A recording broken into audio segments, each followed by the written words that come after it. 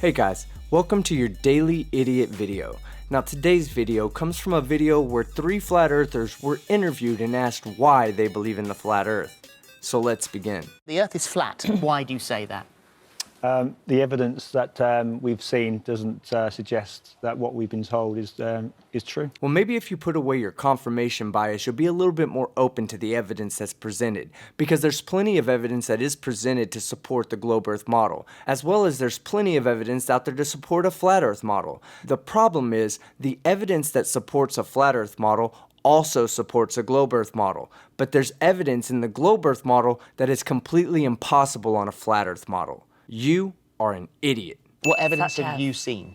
Well, I personally have been to Lake Balaton with FE Core, and we've actually done a laser test from one end of the lake to the, well, didn't do the full lake because it's massive, but we did a 12-kilometer test. So I haven't really spoke about the Lake Balaton laser test yet because I'm not really well versed in those sciences. However, I have spoke to a few people who are well versed in those sciences, and they all agree on one thing. This experiment will never be accepted by the scientific community because they failed to do the experiment properly by not using the control points which are necessary to build a proper refractive index. Knowing the refractive indexes is important when analyzing the results of the experiment. And we could actually see the laser from one end to the other, and since then the guys have actually produced a 40-kilometer laser test. It's not that's the only thing, it's just an example of some of the experiments. The other thing I'd like to point out is why don't they do these tests over hundreds or thousands of kilometers? If the earth is flat, there should be nothing limiting them from getting positive results even at these distances. So, Darren, you were sceptical at first, weren't you? So you thought... I think it's right to be sceptical about alternative views. Well, that's a complete contradiction. How can you be skeptical of alternative views and push the flat earth model? You are an idiot. But what we never are is sceptical about the mainstream view that we're told since we're children. Over and over again, it's programmed into us. I, too, am skeptical of everything I was taught as a child, but I also understand that at some point I'm going to have to rely on the credible work of individuals before me. For instance, as a child, I was taught in school that Pythagoras' theorem was a squared plus b squared equals c squared. So if I ever want to use that equation to solve for the side of a triangle, I should not have to go back and reprove that Pythagoras' theorem is correct every time. A true skeptic is someone who is skeptical of extraordinary claims that have no peer-reviewed evidential backing.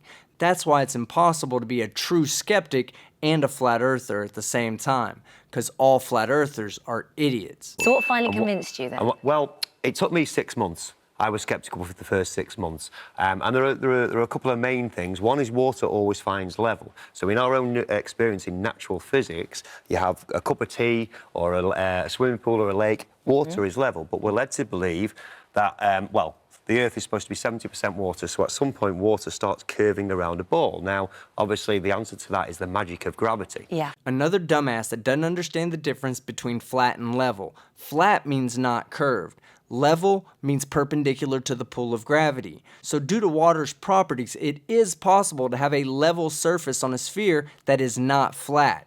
You are an idiot. Now, I believe gravity exists, but only as an effect, not as a cause. This is completely nonsensical and deserves 2 idiots for even being said. We know from Newton's laws of motion that objects at rest or in constant motion will remain at rest or in constant motion until acted upon by a force. Therefore, the force is the cause and the effect is the change in motion. In this case, gravity is the force that causes 2 objects to attract to one another. If it was the other way around, then 2 objects attracting to one another would be what causes the force of gravity. So, science itself has never proven gravity as a force itself. So I've decided to make a video strictly on this topic in the future to clarify some of the misconceptions about the proof of gravity. Because literally, he is right. We've never seen or proven the force of gravity. However, technically, he is wrong. And we know this because of the successful predictions that orbital mechanics makes, which relies on the force of gravity. But it's going to take an in-depth explanation of the theory of general relativity and the laws of universal gravitation. To the layman, it's easy to get the two confused, as we use gravity colloquially to explain the effects of general relativity. What is proven is 9.8 meters per squared meters per second squared is the near constant rate of acceleration towards the Earth all over the Earth. Well, there you go, ladies and gentlemen. You just witnessed a moment that every flat earther has to go through at least once in his life. Deny the existence of gravity and then explain things falling to the ground with an unseen, untested, unproven force that acts like gravity, has the same properties of gravity, and can make the same exact predictions as gravity, but for some fucking reason isn't fucking gravity. Flat earthers are fucking idiots. What is happening here? That's what I'm saying. We don't know, and science has never proven that as a force. Obviously, they have proven it is observable science that things accelerate at the same rate, yeah, but and that we're stuck to the ground. Nobody knows what is actually causing Gravity, you fucking retard! Gravity! Have you ever heard of fucking gravity? Gravity! And scientists themselves will tell you. So we have Sir Isaac Newton got that wrong, did he? Did he just get that completely wrong? Oh God, I love the look on that guy's face. He is going to do everything in the book except call Isaac Newton wrong. Because if he did have a scientific career, that would be the end of it. Well, I don't think he particularly got it wrong. I think we're told a lot of truths, but possibly not full truths. And that's simply because you wouldn't understand the full truth. For instance, in quantum mechanics, we can say that there's a probability wave. Or I could give you Schrodinger's equation and have you figure the probability wave out yourself. Now, if you don't have an advanced degree in mathematics, then the chances of you figuring out what the probability wave was is slim to none. But if I know the mathematics and I give you an explanation of the probability wave that allows you to understand what the probability wave is all about, then I'm not necessarily giving you the whole truth, but I'm also not lying to you neither. What about someone like Brian Cox? Is Brian Cox a liar? I mean, you'd never call somebody, outright a liar. But is he mistaken? Absolutely. But are most of the world, or 99%, of people mistaken? Now you know this guy's a flat earther as he's going down the checklist of everything it takes to be a flat earther. First, deny gravity. And then after that, say anybody that's smarter than you is either a straight up liar, a government agent, or simply misinformed. But these three dipshits think that they have all the answers. The problem with flat earthers is that they don't understand to replace the current scientific paradigm, you have to be able to meet and exceed the predictive capabilities of the current scientific model. But flat earthers don't understand science very well because flat earthers are idiots. Yes, this is what Brian Cox had to say about the flat earth theory. Put aside the fact that we've taken photographs of it and you can see a horizon, and not only can you see the horizon, but you can see things move behind the horizon or in front of the horizon, depending on the height that you choose to look at the things. You see, I'm lost for words. It's probably the most nonsensical suggestion that a thinking human being could possibly make. It is drivel. In other words, flat earthers are fucking idiots. So that's from a scientist. He was, and he said something very interesting there. He said it's nonsensical, and we say that's actually not true.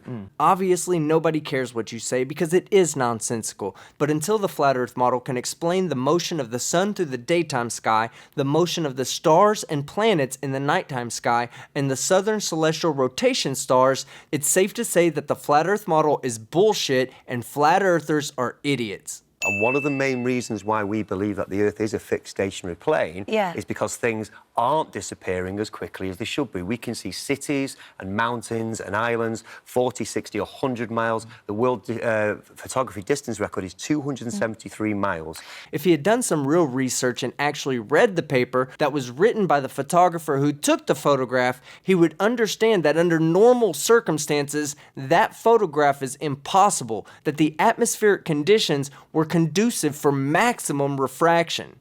You are an idiot. Right, and we can see the tips of the Pyrenees from the south of France, and you shouldn't be able to see it. You can't see the base of them. Well, of course not. Because the Earth is round. Not because of the Earth is round, and because of perspective, and because of the way light works, and because of the way our eyes work. Fuck, man, the same goddamn arguments every fucking time. Perspective, how light works, how our eyes work. First off, no one uses the images that their eyes collect as scientific data. That's what telescopes and cameras are for. Second, redefining the properties of light is not an acceptable answer unless you take the time to do the experiments and submit your findings to ensure that you're correct. And third, perspective. Every fucking flat earther wants to use the word perspective. They have no fucking clue what the word perspective even fucking means. First off, perspective doesn't drop things in elevation as Jism would say. It shrinks things uniformly. And flat earthers don't even understand that there's a mathematical equation that predicts this with accuracy. Because flat earthers are fucking idiots. But, so you're saying that Tim Peake is a liar? Well, I mean, if you look at Tim Peake and people like Neil Armstrong and all the astronauts, they're all military guys. If you look at them, they're all military. They're not scientists. This is factually incorrect, and the interviewer is about to correct him in one moment. But I would like to point one thing out. These types of assertions are common in the flat earth community and go hand in hand with the assertion that there's a UN army to protect Antarctica, that all the governments across the globe, even those that are competing with each other, are in on a huge conspiracy to hide the shape of the Earth, and that all astronauts, even those from other countries, are Freemasons. But they all are lacking that one thing that validates their assertion, and that is called evidence. But flat earthers are idiots. No, they're not. No, they're not. 230 individuals from 18 different countries have visited the space station. They were not all military. Some were teachers. We've met. Some of them are ordinary people. Are all 230 people liars? Well, according to flat earthers, all 230 people must be lying, because for any one of them to be telling the truth means that space exists and the flat earth is impossible. Now in this next clip, you're going to see with your own two eyes how flat earthers respond to questions that they have no answers for. Can we just end this debate by saying, No, wait. Instead of addressing the very valid point that the interviewer presented, the flat earther instead tries to do everything he can to change the subject. Flat earthers are fucking idiots. we've got a fantastic globe over here, Yeah. right? I'm going to ask ISS, NASA, whatever, to zoom out of the Earth right now. Yeah. And show us planes. Let's side, zoom to by show the equator. people Show walking us the upside down. evidence. Let's do that, and we will. I'll come back here and The space station apologise. can't zoom out to 230. It can't zoom out to beyond So where can we it get is. a probe out? Can we get a probe out We've done that. It's only 250 of the whole miles. Earth and showing aeroplanes flying upside down underneath the globe? Can we Yeah. see that? First off, any probe that's far enough away to see the entire Earth is not going to be able to focus on a single plane being upside down. Plus, at that point, it would depend on the orientation of the satellite as to which way down would be in the picture anyways. Second, even if they did take that picture and show you the plane upside down in Australia, you wouldn't accept the evidence and you just brush it away and call it fake. Third, I want to address what you just said because not everybody's going to hear that.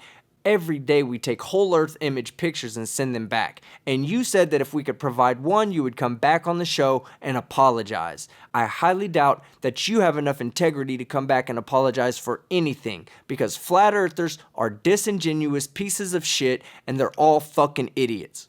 Now, I'd like to take the time out to thank the Three Stooges for coming onto live television and displaying their stupidity for everybody to laugh at. If it wasn't for idiots like you guys, I would quickly run out of material. But thank God that all flat earthers are fucking idiots. So I see you made it to the end of the video. That means you either really liked it or you can't fucking stand it. Either way, be sure to hit that like button, click the subscribe and the bell if you haven't already done so, and make sure that you tag your favorite and funniest comments with hashtag #TopCom, and maybe your comments will be featured tomorrow. I'm Father Skeptic, and I'm out.